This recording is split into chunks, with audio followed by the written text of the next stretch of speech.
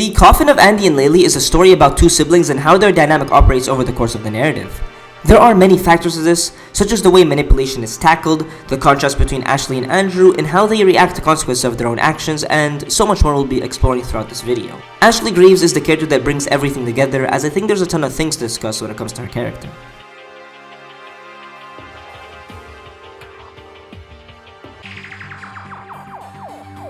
Ashley is a product of her circumstances. She is likely the way she is due to the neglect from everybody around her.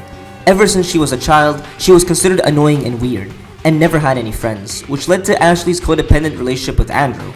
It is likely why she's constantly defensive when it comes to him, and the idea of somebody having feelings for Andrew is an attack on her own existence, and this is all thanks to her mother, Rennie Graves. Rennie is somebody who could care less about her children, especially Ashley. She couldn't be bothered to raise her, so she would just tell Ashley to go bother Andrew instead. In the very first few minutes of the game, she is shown to leave her children to die, completely unconcerned of their well-being to the point of telling Ashley not to contact her anymore despite the fact that her own kids are near starvation. She is a professional bullshitter and she will do all she can to get out of trouble, even if it means leaving her own children to die. She's seen constantly putting Ashley down, as we see in this scene in Rennie's outburst. She's quick to lash out at Ashley and call herself a saint, and that Ashley is the problem. It is never Rennie at fault. This is just her way of looking out for Ashley out of love after all. Otherwise, she could have reported them to the authorities over what happened to Nina. It is very clear from this exchange that Rennie likely didn't report anything because she knows she would have been in trouble as well, and not due to any sort of familial love for Ashley. Seeing how Rennie acts, it does seem as though she's passed a lot of her tendencies to her daughter. The biggest difference is that Rennie is good at hiding it, whereas Ashley has no interest in doing so. The flashback regarding Nina's death explores this. We're met with a bratty and entitled Ashley, or more commonly known as Leyley at the time. The first thing in her mind after Nina reveals that she has a crush on her Andy is to kill her. How dare somebody even think of getting near her toy? They don't have the right to exist. After all, they were the ones that tried to attack Leyley's own existence by trying to take Andy away from her. This is why Nina is seen to be faceless and nameless via Leyley's POV, as opposed to seeing her face and name when playing as Andrew. She might as well not exist in her eyes. Nothing else is relevant as long as it isn't Andrew. And I think this is shown in full display when Ashley calls her parents whores for building relationships throughout the neighborhood. It is likely that in Ashley's eyes, she views everyone around her as manipulative scumbags who are trying to take advantage of people, such as her mother. A key element in Ashley is the way she constantly attempts to be in control, because it's the only way she knows how to survive and gain affection from her brother. Our first chronological look at Ashley is trying to convince her brother to murder her friend due to her confessing her feelings for Andrew. She's aware of Andy and his behavior, and capitalizes on it perfectly with various tactics. For instance, when Andy is reluctant to lock Nina into the crater, she uses her own insecurities to guilt-trip Andy into choosing her. It's all Andy's fault for allegedly preferring Nina over her. It's all Andrew's fault that he only talks to Leyley because her mother told him so. Nobody likes Leyley anyways, not even her own brother. While I do think these feelings of Leyley are genuine, they were also used as a means to manipulate and coerce Andy into doing what she wants. It's how she can always resort to the excuse of the fact that Andrew is the one who committed these actions, not her.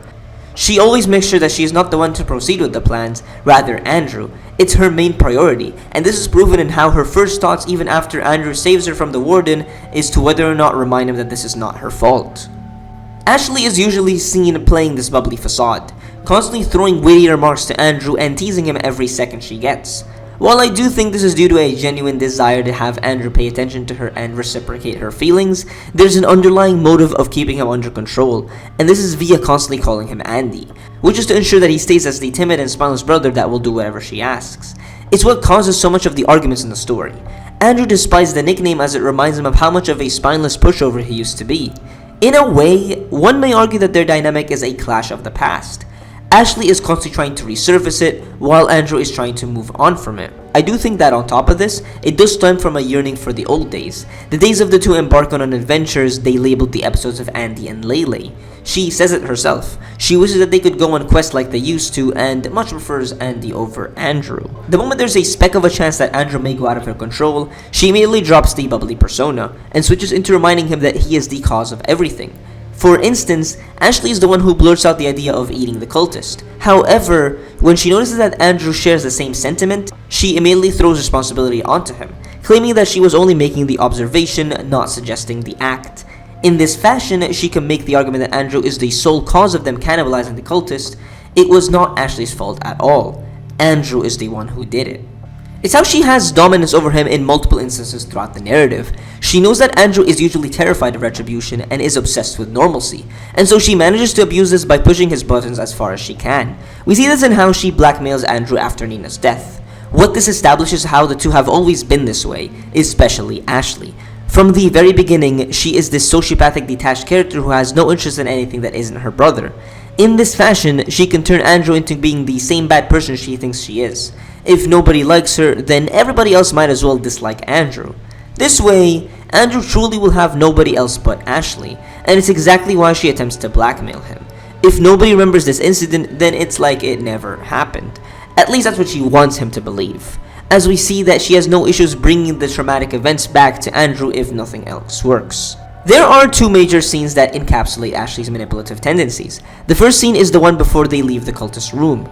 Here, Andrew is not only afraid of the authorities, but also Ashley and her carelessness when it comes to her actions. She could truly get them in trouble if she isn't kept in check, and so he decides to threaten her into behaving or else. It highlights this aspect of Ashley that is just been trying to control Andrew at times like these.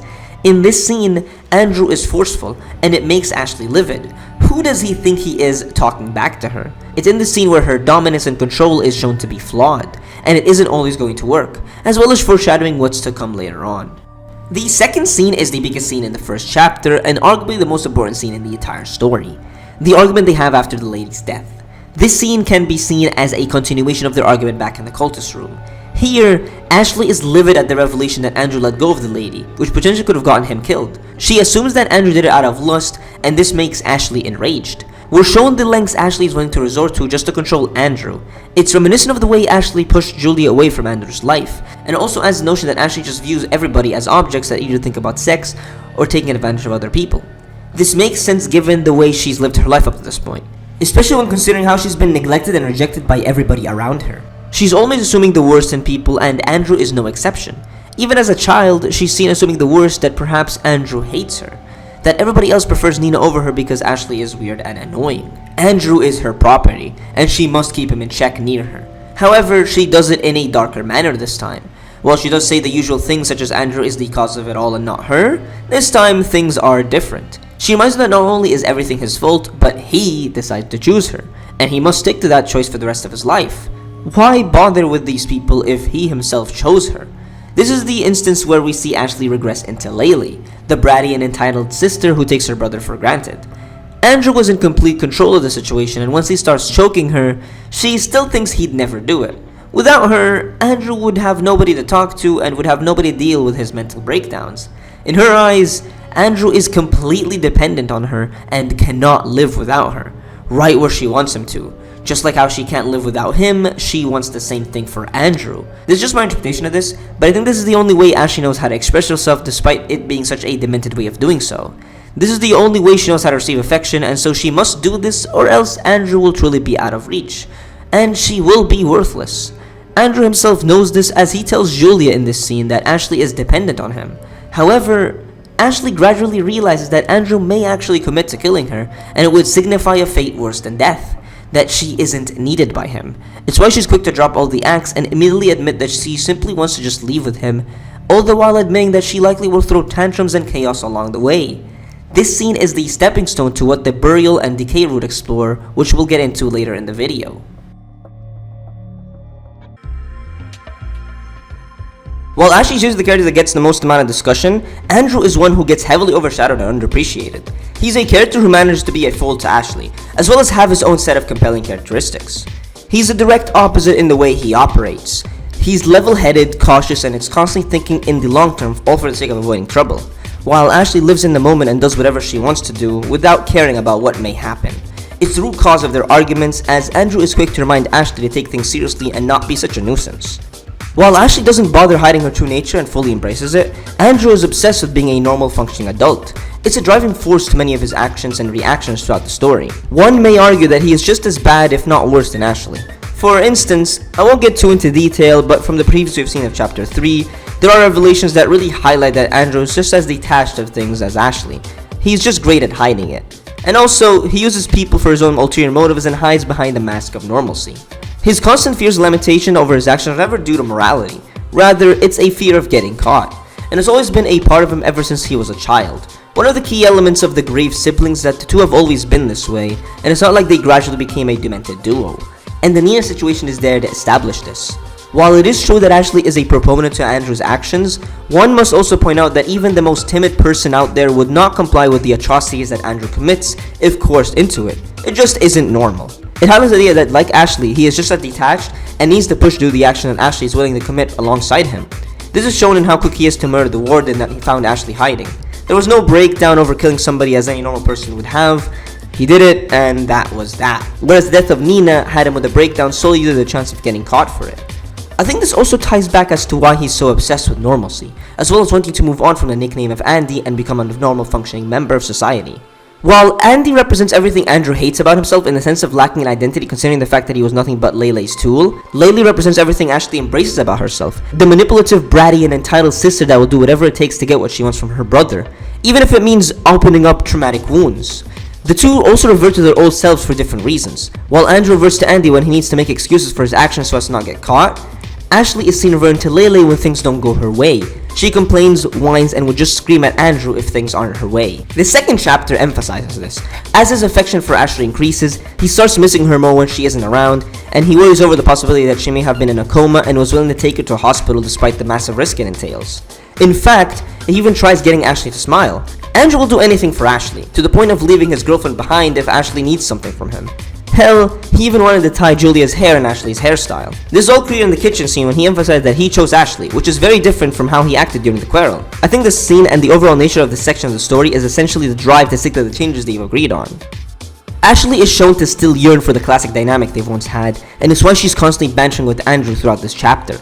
There's this clash between clinging onto the past and letting go of it, and it's shown especially clear in this scene. Andrew is pissed off at Ashley still calling him Andy, as well as the constant jokes she makes and not taking things seriously. Andrew doesn't see it as a joke, yet in Ashley's eyes, it's all in good fun. Though from the way Ashley acts here, it does feel different because it comes off as her desperately trying to latch onto the past. It's also the first time we see Ashley genuinely pissed off at Andrew's usual shutting down of her hijinks.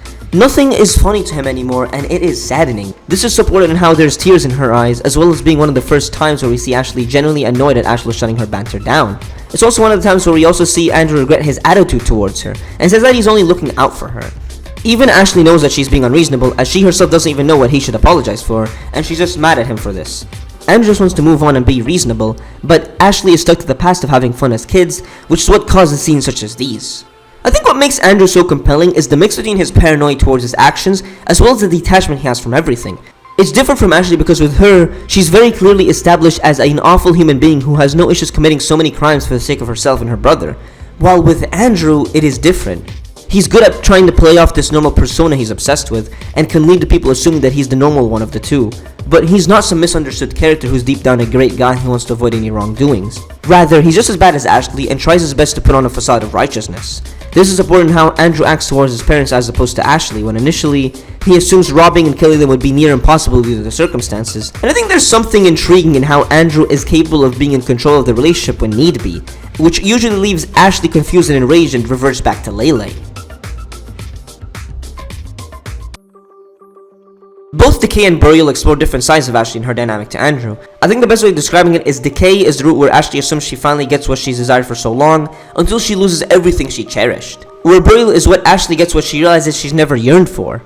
In the case of Decay, it's a much more sinister route with the decision of not trusting Andrew. This route is all about the complete loss of everything Ashley loved. Initially, Ashley assumes control and tries bringing Andy out so that he wouldn't be able to talk back to her when decapitating their parents. She wants him to be her everything and she had him right under the palm of her hands. His regrets, worries, and anxieties are all hers. He can tell her what he's feeling and she enforces it by constantly reaffirming her love for Andy. Her expressions are menacing and her affection comes off as controlling and possessive rather than loving and caring. Until it backfires. Ashley doesn't trust Andrew anymore and this breaks him. He's neither Andrew nor Andy.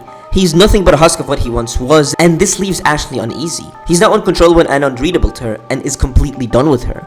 I think what this scene highlights is that if Ashley tries going way too far with her manipulation coercion, then it will get to a point where Andrew will just break. The banter is missing and Andrew stops entertaining Ashley at all. Her entire shtick regarding how she feels superior over eating people is left with dry and lifeless replies from him, which leaves her disgruntled. Andrew knows that he'll just have to clean her mess as always, and he can't be bothered to play along with her anymore. Ashley's vision encapsulates the tone of the route, as it highlights how Ashley's perceiving everything overall. Here, Andrew is chasing after Ashley throughout the nightmare until he eventually catches up to her, and decides to commit a double suicide, which is reminiscent of his romanticization of death all the way back in the first chapter. In this scene, Ashley does not call him Andy, insinuating that she's likely aware that she cannot control him anymore. Andrew is set on killing both of them, and she knows there's nothing she can do to stop it this time. This is to support how, upon waking up, she constantly hopes that he is Andy and not the Andrew who tried choking her to death. It's this scene that emphasizes what Decay is trying to explore: Ashley's gradual loss of her own identity. With the lack of the Andrew and Andy that she loves and hates so much, she is worthless and is slowly beginning to lose herself. Nothing is working out. She is seen in tears multiple times throughout the route, as well as constantly being anxious and uneasy over what Andrew is going to do next, especially in CGs like these. Ashley has truly lost all dominance and control over Andrew, and it's all thanks to pushing his buttons way too far. This is an Andrew who rejects everything Ashley stands for, especially when she refuses to let go of the past. She is his inhibitor, preventing him from moving on and wanting to grow more independent and less spineless as a person. There is no point to keeping up any appearances, as he now has full control of the dynamic. As opposed to Decay, this is a much more upbeat route. This route centers around Ashley trusting Andrew, which leads to Andrew fully accepting Ashley for who she is.